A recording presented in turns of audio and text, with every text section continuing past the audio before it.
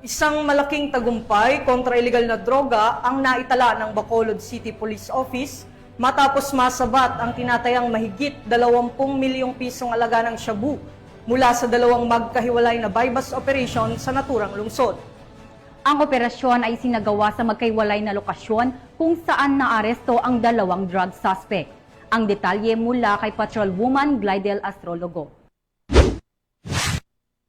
Malaking tagumpay sa hanay ng pulisya at sa kanilang kampanya kontra kalakaran ng iligal na droga matapos ang matagumpay na operasyon ng Bacolod City Police Office. Nito lamang ika-18 ng Mayo taong kasalukuyan kung saan dalawang hinihinalang drug personality ang naaresto at nasa humigit kumulang 3,500 gramo ng hinihinalang shabu na nagkakahalaga ng tinatayang 23.8 million pesos ang nakumpiska. Sa isinagawang drug buy-bust operation ng City Drug Enforcement Unit ng Bacolod City Police Office sa pangunguna ni Police Lieutenant Colonel Antonio Benetes Jr. sa Country Home Subdivision, Barangay Estefania, Bacolod City, ay naaresto ang isang high-value target na nakilalang si alias Jom, lalaki walang trabaho at residente ng nasabing lugar. Umabot sa humigit kumulang 2,500 gramo ng hinihinalang shabu na nagkakahalaga ng tinatayang 17 million pesos ang nakuha mula sa suspect. Bukod pa rito ay nagsagawa rin ng hiwalay na operasyon ang Police Station 2 sa Purok Lampirong, Barangay 2 sa pamumuno ni Police Major Eugene Tolentino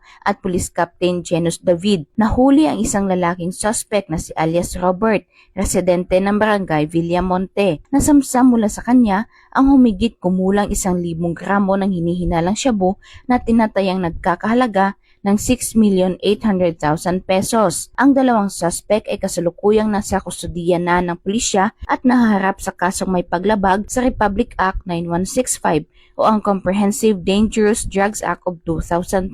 Pinuri ni Bacolod City Police Office City Director Police Colonel Jeresti P. Coronica ang mga operatiba sa kanilang dedikasyon at ipinahayag ang patuloy na determinasyon ng BCPO sa pagsugpo ng iligal na droga. Aniya ay patuloy na magtatrabaho ang kapulisan sa Bacolod City upang panatilihing ligtas at payapa ang lungsod. Hinihikayat ng Bacolod City Police Office ang publiko na makiisa sa laban kontra iligal na droga sa pamamagitan ng pag-uulat ng kahina-hinalang aktibidad sa pinakamalapit na himpilan ng pulisya o sa kanilang mga hotline. Muli, pinatunayan ng Philippine National Police ang kanilang kahusayan at kahandaan sa pagtupad ng kanilang tungkulin para sa kapayapaan at kaligtasan ng mamamayan. Mula dito sa Police Regional Office 6, ako ang inyong PNN Correspondent, Patrolwoman Glidel Astrologo, alagad ng batas, tagataguyod ng Balitang Pulis.